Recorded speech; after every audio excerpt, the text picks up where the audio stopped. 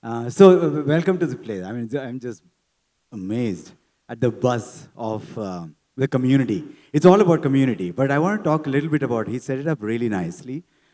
He said India will lead the way.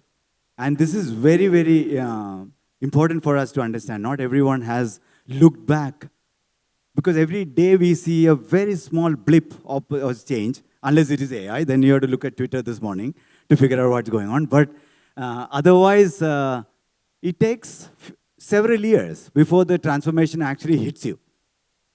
So I want to tell you a few of that, what we did, right? Just a recall for all of you to get energized, get excited about the possibilities of tech and society as a whole. So if you look back in 2009, India had, most people didn't have a nationally usable identity. Less than 20% of the people had bank account. And most of our parents had bank accounts. So we have been all privileged in one sense, right? And most people didn't have it. And most people were barely, we had good number of feature phones then, but the smartphones and internet connectivity was way behind. And obvious reasons, right? But I think the best part about it is that we were expected to take 5 decades, 50 years, to give more than 80% of the people bank account. If India developed, did the usual stuff, we would have taken 5 decades. But India literally took 6.5 years or less than a decade to give more than 80% of the people bank account and a billion people with identity.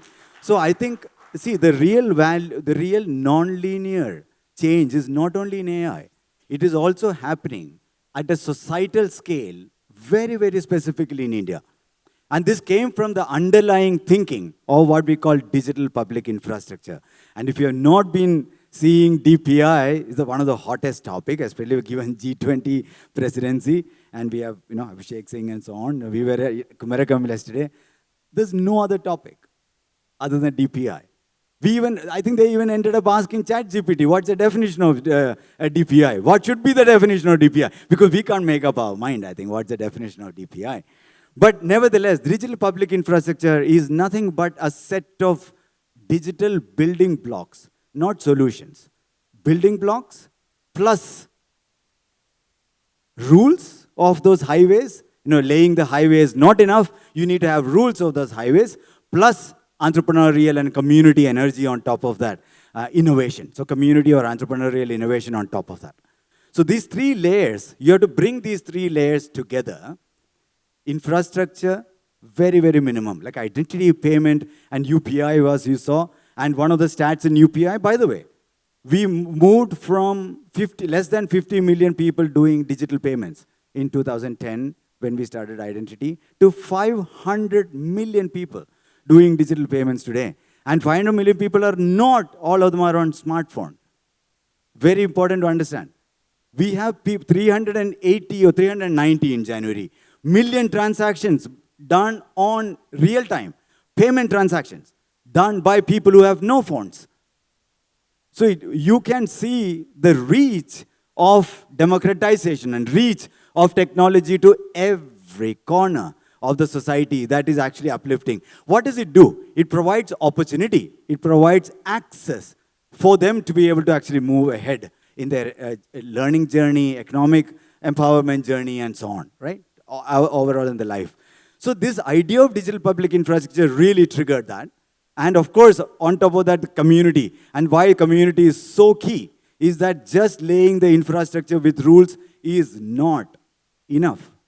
Unless all of us come together to dream up, reimagine the possibilities of what we can combine these building blocks to create never before, solutions that have never existed before, and reimagine that possibility. So we have a diverse crowd here to precisely start that journey of, in the case of AI. And I'll end with this. What happened with digitization is also the ripple effect or the domino effect of that digitization. It means Indians are going to be the most data rich.